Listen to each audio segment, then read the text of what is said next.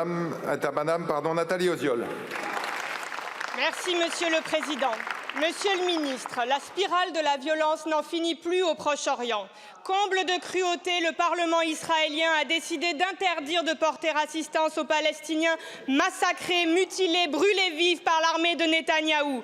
L'Agence des Nations Unies pour les réfugiés palestiniens est le pilier des opérations humanitaires dans la bande de Gaza et elle gère les centres de santé et les écoles en Cisjordanie.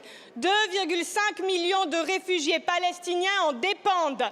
Bannir l'UNRWA, c'est condamner à mort dans des souffrances abominables le peuple palestinien et les travailleurs humanitaires de l'UNRWA, dont 231 ont été tués par l'armée israélienne.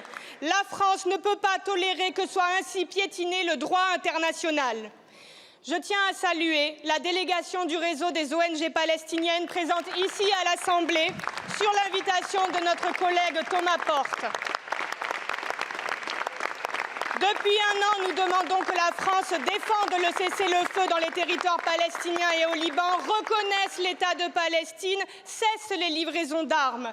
Lors de la conférence sur le Liban, Emmanuel Macron a dit « Je ne suis pas sûr qu'on défende une civilisation en semant soi-même la barbarie ».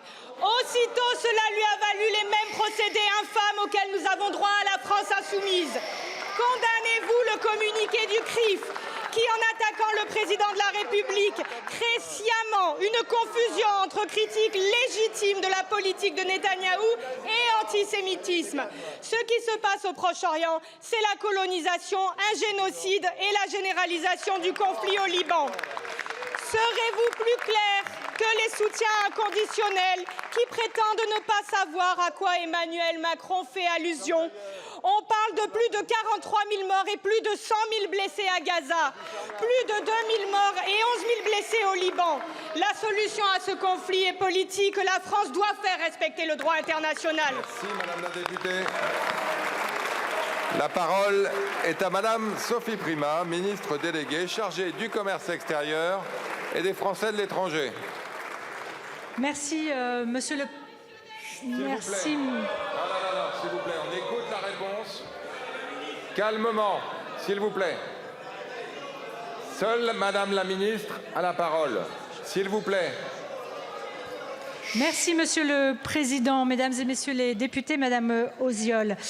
L'urgence, vous avez raison, à Gaza est plus forte chaque jour. Cela fait près de 3 semaines, presque 4, que l'armée israélienne a intensifié ses opérations dans le nord, où la situation humanitaire ne cesse de se dégrader avec des centaines de victimes. Tous les civils ont été enjoints d'évacuer sans avoir la possibilité de le faire en toute sécurité. Partout dans l'enclave, les entrées d'aide humanitaire sont à leur niveau le plus bas depuis le début de la guerre. Cette situation est intenable. Elle n'amène ni la paix, ni la sécurité, ni pour Israël, ni pour l'ensemble de la région. La mort du chef du Hamas, architecte des massacres terroristes du 7 octobre, doit permettre de tourner la page de la guerre, de prendre enfin le chemin de la reconstruction et de la paix. Il faut la libération sans délai de tous les otages, un cessez-le-feu immédiat et l'entrée massive et sans entrave de l'aide humanitaire dans l'enclave.